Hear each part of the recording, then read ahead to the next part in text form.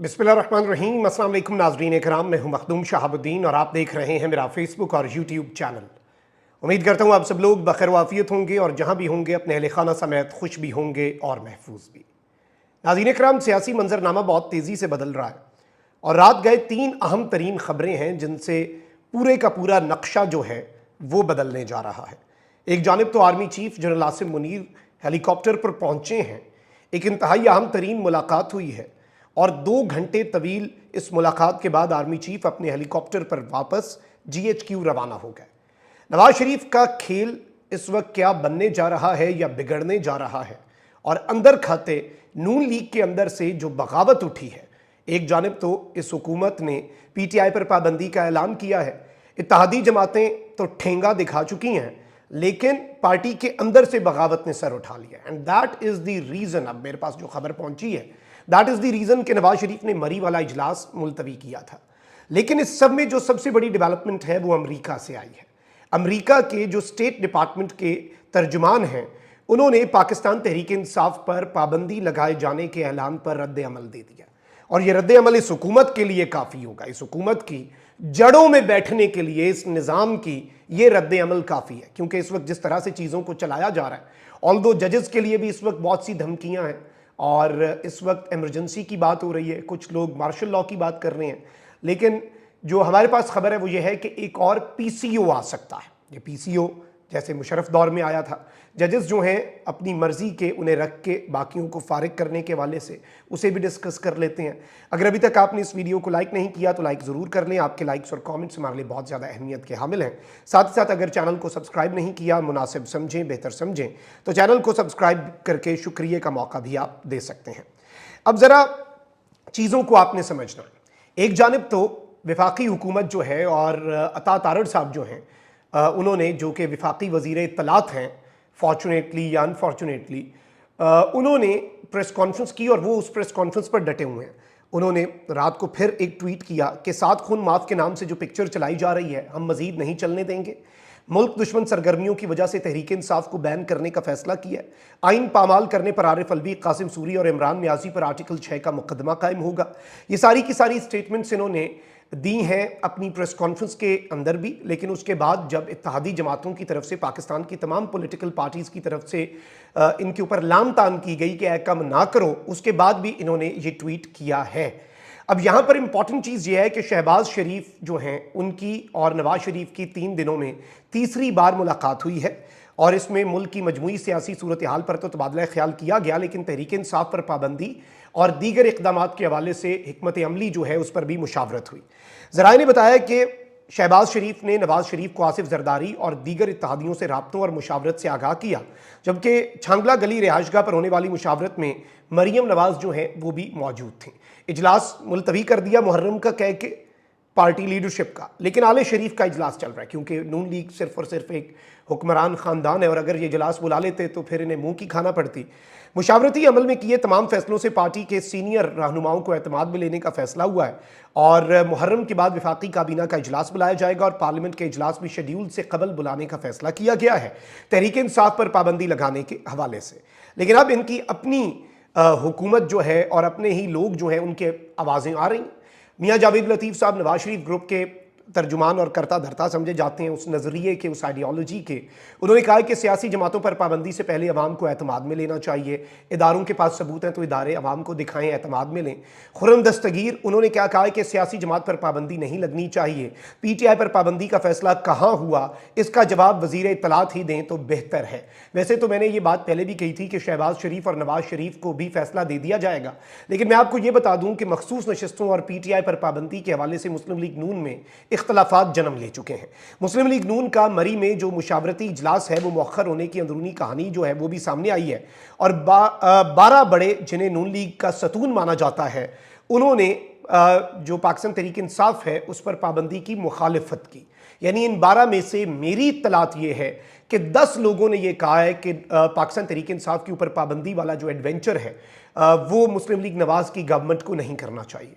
Pakistan peoples party के अंदर से आवाज़ें उठ रही हैं। इवन JUI वालों ने सवाल पूछा, हाफिज अब्दुल्ला ने, उन्होंने सिर्फ एक सवाल पूछा, बड़ा सीधा सादा, बड़ी जायज़ सी बात है कि क्या PTI पर पाबंदी लगाने का फैसला इस हुकूमत का है?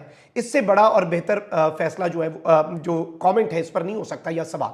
अब यहां पर इंपॉर्टेंट चीज ये भी है कि तहरीक इंसाफ पर पाबंदी के ऐलान पर तमाम सियासी जमातों ने सख्त रद्द अमल और शदीद मुखालफत की। नून लीग तनहा रह गई। आले शरीफ अपने इक्तदार को बचाने के लिए, शहबाज शरीफ अपनी सीट, नवाज शरीफ अपनी बेटी की सीट को बचाने के लिए ये सब कुछ जो करने जा रहे हैं उसमें उन्हें अपनी ही पार्टी से रिजेंटमेंट का सामना भी है। यानी बाहर वाले तो बाहर वाले, इत्तहादी तो इत्तहादी, लेकिन ये सब भी।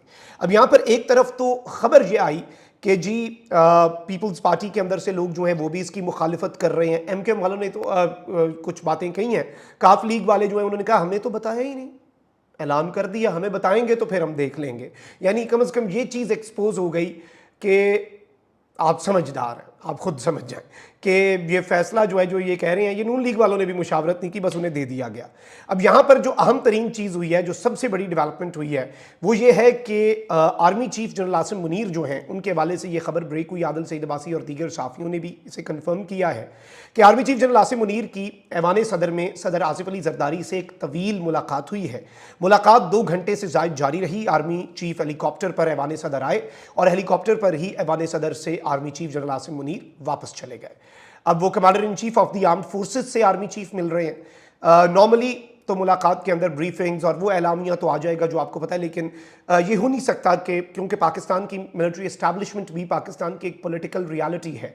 आप पाकिस्तान की पॉलिटिक्स को, मिलिट्री एस्टैब्लिशमेंट को उसमें से माइनस करके डिस्कस कर रहे हैं तो आपसे ज़्यादा नाइव बंदा कोई नहीं है। और इस चीज़ को, ये एक वेल एस्टैब्लिश्ड फैक्ट है, इसमें कोई अच्छा बुरा, ये एक डिबेटेबल चीज़ है, लेकिन ये एक वेल एस्टैब्लिश्ड फैक्ट है। अब यहाँ पर बहुत से ऐसे साफ़ी जो नून लीग और मुक़्तदरा के करीब हैं वो भी यही बात कर रहे हैं कि मामलात तेज़ी से ख़राब हो रहे हैं और चीज़ें जो हैं वो बहुत ख़राबी की तरफ जा रही हैं। अब यहाँ पर एक थ्योरी जो आपने समझनी है वो क्या है?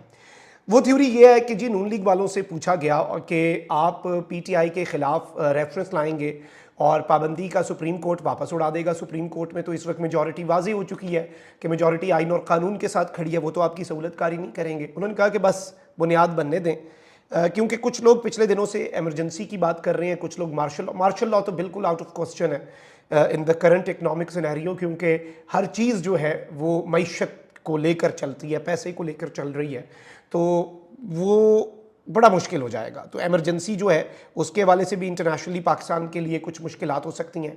अब यहाँ पर PCO, जिसके तहत आपको पता है मुशर्रफ दौर में जजेस को हटाया, फिर जो कुछ भी हुआ, जो सारा एपिसोड हुआ, PCO जो है उसके तहत भी जो PCO की आमद भी इस सब के अंदर एक्सपेक्ट की जा रही है कि एक PCO लाया जाए और जजेस को फारिग कर दिया जाए। यहाँ पर एक चीज़ जो हुई है सबसे बड़ी, जो गेम चेंजर है, ऑल्दो आर्मी चीफ वाली मुलाकात जो है उसे इस टाइमिंग के हिसाब से बहुत इंपॉर्टेंट देखा जा रहा है। हेलीकॉप्टर की आमद और हेलीकॉप्टर का जाना रात के पहर, ये मानी ख़ीज़ है, ज़ाहिरी बात है मज़ीद चीज़ें सामने आएंगी। और इसके बाद पीपल्स पार्टी का PTI पर पाबंदी का मौक़िफ़ जो है वो भी बहुत सी चीज़ों को हमारे जहन में क्लियर कर देगा, if you know what I mean. लेकिन जो सबसे बड़ी डेवलपमेंट अभी हुई है, अमेरिका का जो स्टेट डिपार्टमेंट है उसके तर्जुमान जो हैं उन्होंने एक बहुत बड़ी स्टेटमेंट दी है और ये बहुत बड़ी स्टेटमेंट है। मतलब आप ये कह लें कि इस हुकूमत का प्रोग्राम अपनी पार्टी के अंदर से बड़ा, बाकी सियासी जमातों की तरफ से प्रोग्राम बड़ा, पाबंदी का सुप्रीम कोर्ट की तरफ से भी प्रोग्राम बढ़ जाना है, लेकिन अमेरिका बहादुर, जिसे ये बहुत ज़्यादा मानते हैं, जिसके आगे सर उठाने का सोचना भी शहबाज शरीफ साहब के लिए जुर्म होगा और वो खुद को सज़ा देने लग पड़ेंगे अगर उन्होंने कभी गलती से, उनके दिल में भी ख्याल आ गया कि अमेरिका को हम आंखें दिखाएं। अब PTI पर पाबंदी के ऐलान पर अमेरिका ने भी तशवीश का इजहार कर दिया और अमेरिका ने पाकिस्तान को वार्न किया है कि ex prime minister of Pakistan Imran Khan की पार्टी जो है उसकी बैनिंग के हवाले से, उसे बैन किए जाने के हवाले से पाकिस्तान ज़रा इंतबाह किया है कि ज़रा होशियार रहे, ज़रा देख के चीज़ें चलें। और एग्जैक्ट वर्ड्स ये हैं कि we saw those public statements from the government, यानी सवाल पूछा गया और उनका कि हमने वो स्टेटमेंट्स देख ली हैं गवर्नमेंट की तरफ से। सर्टनली, बिलाशुबा, banning a political party is something that would be of great concern to us, यानी हमारे लिए बिलाशुबा इसमें कोई दूसरी राय नहीं है कि किसी भी सियासी जमात को बैन किया जाना हमारे लिए एक बहुत बड़ा कंसर्न होगा। अब एक तरफ ये सारी चीज़ें हैं, ये सारी की सारी डेवलपमेंट्स हो रही हैं, लेकिन वहीं दूसरी जानिब जो मैंने आपको कहा ना, तीसरी बड़ी खबर इस्लामाबाद हाईकोर्ट से आई है। और इस्लामाबाद हाईकोर्ट ने सनम जावेद केस में एक ऐसा अहम आईनी सवाल उठा दिया है जो 9 मई के केसेस की बुनियाद हिला के रख सकता है। और ये रात के हमारे पास डेवलपमेंट आई है। सवाल ये उठाया गया है कि क्या 9 मई के एक वक़ूए में कई मुकदमात में सनम जावेद जो हैं उन्हें गिरफ्तार किया जा सकता है। सारी डिटेल्स तो मांग ली गई हैं ये, और इसके अंदर जस्टिस साहब ने जो बात की है, उन्होंने कहा कि ये सवाल आईनी अहमियत का हामिल है। आइंदा समात पर इस सवाल पर भी दलाइल होंगे, खाते सारे खुलेंगे और अटॉर्नी जनरल पाकिस्तान जो है वो बजाते खुद अटॉर्नी जनरल को इस्लामाबाद हाई कोर्ट में मुआवनत के लिए तलब कर लिया गया है। अब आप इन सारी की सारी चीज़ों को एक इक्वेशन में डालें तो एक चीज़ वाज़ेह है, जुडिशरी अपनी जगह पर डटी हुई है। जुडिशरी की तरफ से बैक टू बैक जो चीज़ें हो रही हैं वो भी सबके सामने है।